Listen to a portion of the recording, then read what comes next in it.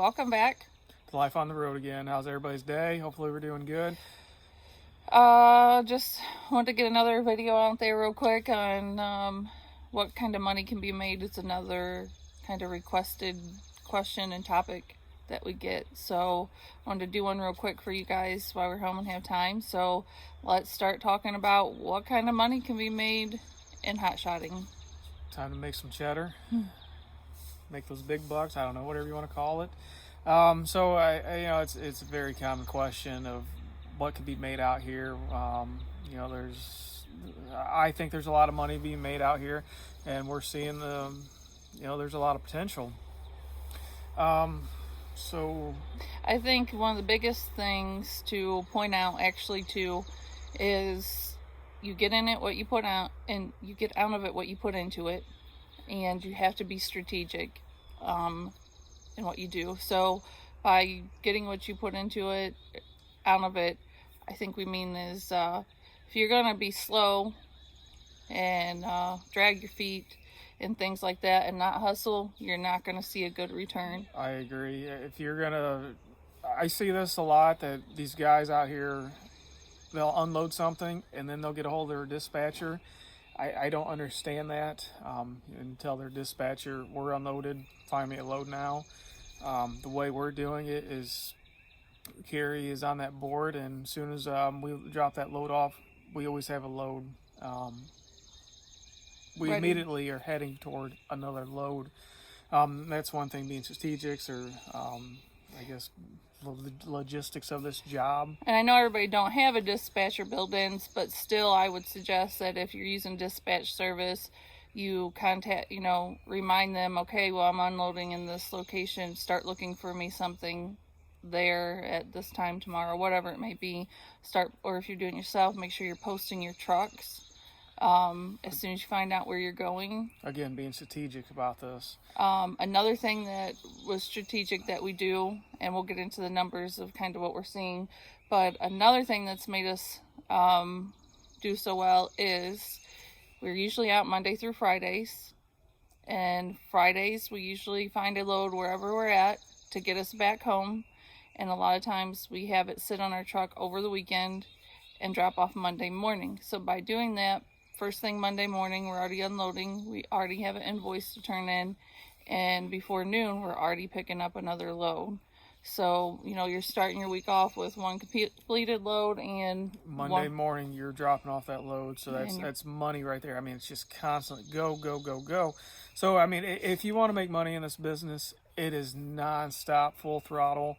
And when you're dropping off that load on Monday morning, you also need to already know where you're going next. So a lot of what we do is on Friday, we know what we're bringing home, where we're going to be dropping that off. So I'm already on Friday booking a load usually to pick up right after that. So we drop off Monday, we're already to our next load usually before noon, and we're on the road ready to drop that load off Tuesday morning. And then by Tuesday midday, we're picking up the next one, and so on. So that's just kind of the routine all during the week. We run nonstop. He's running his ELD out pretty much every day. Yeah, and another thing is I'm seeing guys that are they also deadhead back home. They'll take a load, drop it off, and then they're deadheading back, or really spreading out that deadhead. Be on the lookout, again, strategic, or logistics of the job, whatever you want to call it. I guess they kind of intertwine a little bit there. Figure out where you're going to be and start looking for a load in that area. You got to minimize that deadhead as much as possible. When we're out places, we'll start looking Wednesday and Thursday, especially for what we're going to find to get us home. Sometimes they'll have something posted even on Wednesday or first thing Thursday that they're okay with holding for us to pick up Friday before we go home. And so we start looking early enough to find that. And our load home may not always be around that $2 a mile average that we want to see. And those are the instances where we are okay with maybe taking $1.50 a mile or $1.40 or whatever in that area, because it's better than going home empty and we know where our costs are and we're still making a profit off of that. So right. I think in most cases having something on there to get you home is better than nothing, even if all it's doing is paying for your expenses. To an extent. to an extent where you don't want to dilute the market. I mean, I've said it before. Yes. No cheap loads. Yeah, we're not saying grab the 50 cent a mile loads or things like that, but our goal and rule of thumb is always to try to stay around $2 a mile, but we will break that and go to $1.40 or something like that, $1.30 maybe, to get home. Now, we haven't touched anything really lower than that. If you play your cards right, you look at those boards, you talk to brokers, make your contacts. These brokers and these shippers know you'll run for them. They'll take care of you. Same time you're taking care of them.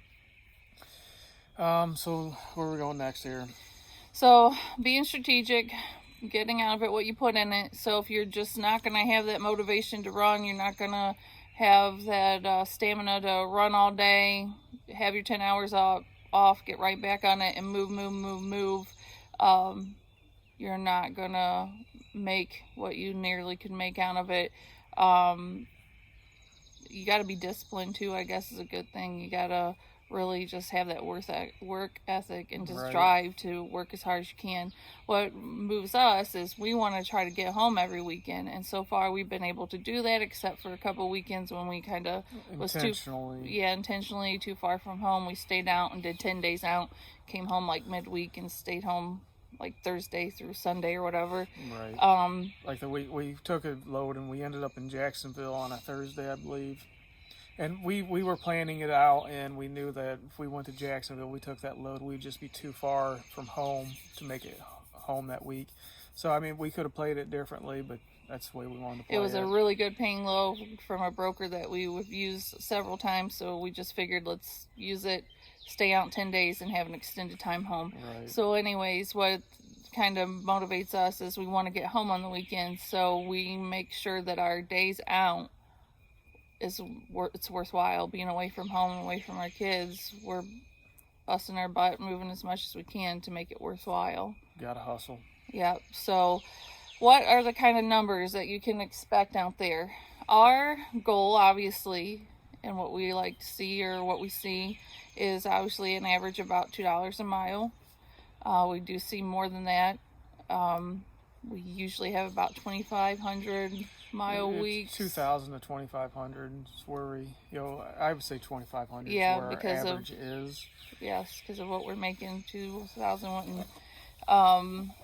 So you can kind of do the math yourself. But another thing we try to push is make it an average of $1,000 a day on our timeout. So, maybe one day, obviously, we get a load that's $600 or whatever. Then the next one might be $1,400 load or whatever. So we try to average it out to where it's at least $1,000. It's very doable. $5,000 plus weeks, very doable. So to make $20,000 plus and working 5 days a week, it's doable. But you have to be strategic. You have to be disciplined. And you have to be on those boards like nonstop. I really think it may be different if we wasn't working together and I wasn't able to sit over there and be on those boards and catch those loads that are good paying and schedule the next one out. So I think that makes a difference as well. Yeah, teamwork absolutely helps out a lot. If you don't, you really don't have two people like you and I, then maybe look into a dispatcher. There's some confusion, some conflicts on a dispatcher. Just run off on this real quick. But you find a good dispatcher, it's got your best interests, two sets of eyes on a board. Your miles are going to decrease and your profit's going to increase because they're going to be there making those contacts with these brokers every day. So and while you're driving with a load on your back, they can be looking for a load for you. So it may be helpful. And if you still want to do it yourself, I completely think that's a good idea as well. But it doesn't hurt to find a dispatch service to have as your backup, to have one that's okay with you finding your own loads and you only pay for what they find. Because that's just, like just another set of eyes on the board. So while you're busy working or running or unloading, they know where you're going to be and they can find that load. So I think anything you can do to help keep a load on the back of your truck is very important. During the week, the only time there's not a load on our truck, typically. It's just when we're driving to get the next load. It's always got something on the back of it. Other thing that helps us is there's two things. One, we don't mess around a lot with these smaller paying loads. Even if there's a load that's going 150 miles and it's paying $300 and it's $2 a mile, we won't mess with it, because to us, unless it could fit on there for some reason with something else, but I wouldn't do it alone, because everybody knows that you get to a shipper or a receiver, you could be stuck there for a long time, or there could be a problem with that load, and so then you might waste an entire day for a $300 load. When there's a bigger load out there you could have taken and made your profit higher. So that is one thing we do. The only time we do take those is there may be a day where we're dropping off something, say at 10 in the morning, and whatever we have lined up we can't pick up to the next morning. Well, we may take that load that we know we can pick up still the same day and drop off before we get the next one, as just kind of a filler in between those. Right. That's the times we'll do that, and that's kind of a nice way when you know you got a little bit of dead time before the next one's ready, so you can find a small load to fill that space. Right. And another thing I'm seeing out there is also sometimes these guys will just say 40-foot trailer, they want to fill up that whole trailer before they move on, and they can be sitting a few days continually loading that up and then just kind of dropping it off. I guess we work a little bit different. If we got a nice paying load, instead of looking for another partial, I'm not against partials if you can you can make that work, and again, being strategic about it, definitely. But there's times where we just have one load on there and it's a great paying load. We'll look for other partials, but going completely out of our way to make that partial work, we're not doing that. Again, back to one nice load, we'll just run that load. Again, we're staying with that $1,000 day. The only time we will pick up partials, it's got to be really close to where we're picking up and where we're dropping off, because otherwise you're just wasting too much time, in our opinion, on what we're doing and trying to accomplish. Picking up, driving an hour and a half or whatever to pick up the next one, same thing with drop off. It just starts wasting too much time when you could be turning higher payer loads, in our opinion. But I do, as soon as we book a load, I do start looking to see what else is out there close by, because if you can find a partial that is close by and does fill up that remaining 10 feet or 12 feet or whatever on your trailer, and you have that weight, see if you can find it and put it on there. We do that sometimes, because if it's close enough, why not? But then there are partials that we won't even touch, even if they are close enough, if the payoff's maybe $150 or something, because it goes back to the thought of, I'm not going to waste my time getting held up at a shipper or receiver, Justin taking time strapping and unstrapping for not a whole lot of return. You got to throw tarping in there too. Yep. Tarping wastes so much time. So, it's got to be worth your time. Remember, your time is valuable, and so just think about that when you're looking at some of these prices or prices of partials.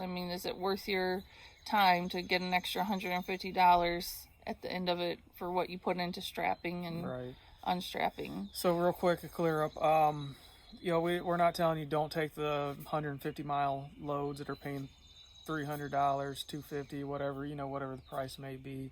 Again, it's all in your head of what you're gonna make that week, and your goals of where you want to be. Yeah, this is really just based on what we're seeing and what we're doing and what our goals are, because we are trying to just make 5-day work weeks and get home every weekend. We have a certain way of going about it, a certain strategy. Yeah. There's a lot of people out there, they just want to make local runs, and that profit is going to be the lower, but that's okay. I guess our bottom line is we're going to be out there, we're going to run as hard as we can. So if we can make more money making a longer run, I guess that's kind of the point we're going with this. And we try to stay within a fairly decent mile radius, because once you get too far out, especially once you get too far to the west, it's kind of harder to get back east if you're from the east. So it's harder to get good paying loads to move you back home. So that's another thing. We're really strategic about where we take loads to, because we don't want to get stuck there or have to take a really bad paying load to get moving. So be strategic about that. So I guess the biggest thing here is, like we said, you got to hustle, you got to have a strategy, you got to be willing just to have that work ethic. I don't know what's wrong with us. It's all right. We're getting it. So yeah, it's completely possible to see $5,000+ weeks, and only do it Monday through Friday. It's completely possible, but you have to really, really put yourself into making it happen. And you need to keep your costs low, because you can make $10,000 in a week, but if you ran 7,000 miles to do that or whatever, you're putting more wear and tear and more expenses on your vehicle. So I mean, there's a lot to do with keeping your expenses low too. Right, obviously. That kind of goes back to do you want to hire a dispatcher versus dispatcher, keeping those profits low. Everything weighs out the end. You got to just figure it out yourself. Wherever you can save money, try to save money. That's what we do, and that's why we keep trying to push our, we found the Northeast, I've said this in other videos, a lot more expensive, like 35 cents more a mile more expensive than the South. So just start to learn your profit margins as well. But definitely money to be made in there. Just keep hustling. Yeah, you definitely got to hustle. I'm going to shift gears a little bit. I want to talk about the economy. So, a lot of people are seeing a decline in the economy. I see this a lot on, Carrie's on Facebook. She sees a lot on Facebook where people are saying, stay away, the economy's on a decline. Just from my background and what I know about economy, there's constant ups and downs with the economy. So in my opinion and what I am seeing, it's too early to say anything about the economy to know for sure where everything's going. So it can be a little scary, but at the same time, every job I've ever worked at, when the economy dropped low, I had the risk of being laid off or furloughed, or just not having that work. And, I don't know if it's going to be the same situation here, but at the same time, I'm the owner of the company, and if I have to deadhead more to find work, then, I have that ability.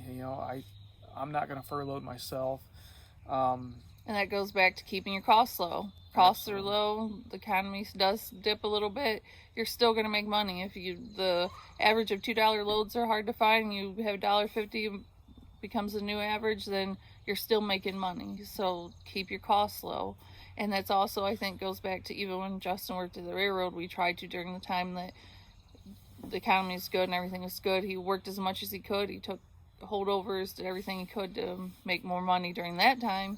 So when the slower times came around, you had it saved up. So same kind of thing here. When you can and the money's there, work hard, save it up. So these are our opinions. Do your own research. Figure out what you want to do. That's the best advice I can give you. Yep. People just ask us these things, so we thought, let's put them out there in a video form, because we have a lot of them coming emails and stuff. We try to answer everybody back. But so this is our opinions. Do your research. Really just hustle and be strategic, and I think you should do well. And any questions, email us. Absolutely. IoHollerLLC@gmail.com. And real quick, how do you like that backdrop? Very lovely. Ohio, we're finally starting to get a few. Yeah, for the past 6 weeks, we've been in the South. You guys had spring forever now, and we're finally getting some leaves. Finally, I mowed yesterday, and I guess we're finally getting some spring. I guess so. Of course, Ohio, we don't have seasons anymore. It's winter to summer. Yep, freezing to burning up.